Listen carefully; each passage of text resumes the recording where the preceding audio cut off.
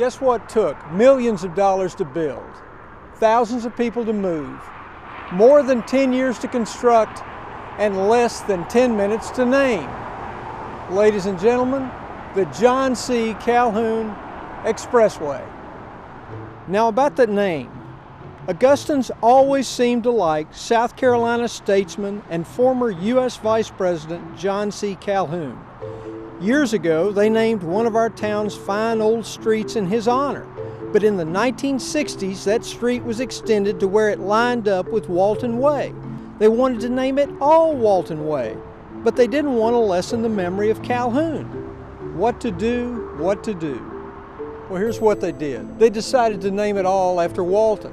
After all, he was from Augusta. He's buried here under the Signers Monument.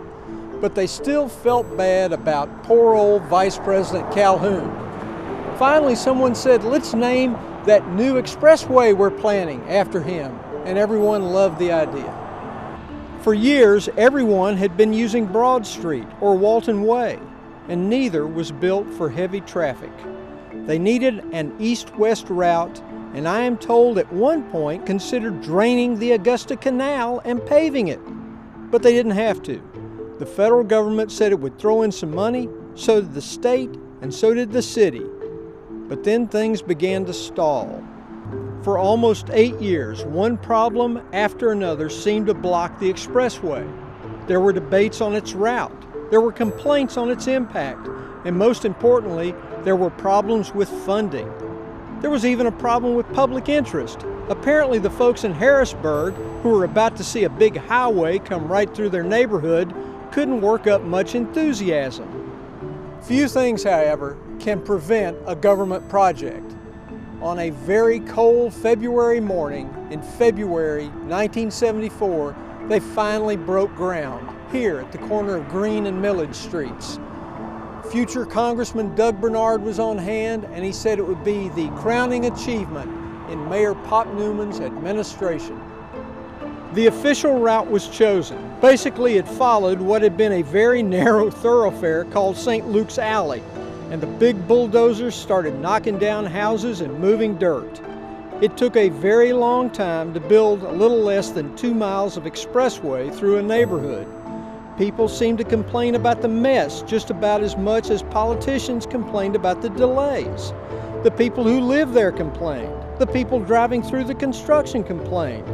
They also decided to finish it in 2 major phases, and the first would stop right at 15th Street, where motorists heading to the hospitals or to the big Sears store would have to get off and go right, while anyone heading downtown would head left. And then there was that abrupt ending. Despite a series of barriers and obstructions, most motorists were wary that a fast-moving vehicle could head right off the end, plunging down on the street below. This led Chronicle editorial cartoonist Clyde Wells to draw his famous Net Effect cartoon, which featured a big net at the end of the Calhoun Expressway ready to catch speeding cars. The cartoon created such concern, the State Department of Transportation sent a delegation to Augusta to assure the public and the newspaper that that would just not happen. I don't think it ever did. I don't think. Did it? Everyone pretty much liked Augusta's new expressway. In the early 1980s, they finished the second part of the Calhoun Expressway, curving it over the Augusta Canal, elevating it past Sacred Heart, and easing it down onto Green Street. They had a big ceremony in November 1984, and Congressman Doug Bernard joked about how cold it had been when they broke ground on the project more than a decade before. But you know what? Less than a decade later, Augusta built an even newer route in and out of town, Riverwatch Parkway. Lately, Augusta civic leaders have suggested that perhaps Calhoun has outlived its usefulness. It had its day, didn't it?